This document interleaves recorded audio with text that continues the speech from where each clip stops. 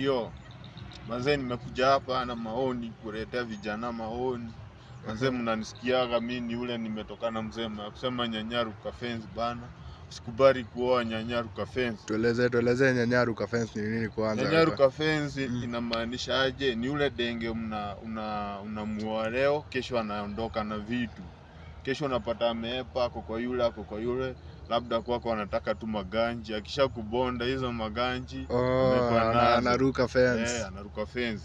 Sasa na ridiki mazee. Na hii banze bana, hii mtaa siku hizi kumekuwa kubaya sana. Na vile economy iko vibadi yani. Bwana. Nasema tukanyagia yani, hata tunashinda tunafanyaje. Lakini inabidi tu tuvumilie tu. Bana. Ni vile tu manze nilikuwa naambia vijana bana. Chunguza demu uko naye labda ni Kinyanyaruka Fence. Kinaweza ruka manze na hiyo nini yako. Hizo do yako kidogo manze. Manze ulikuwa unajipangia unaweza kula kidogo jikuta ukuli tena unalala njaa buda.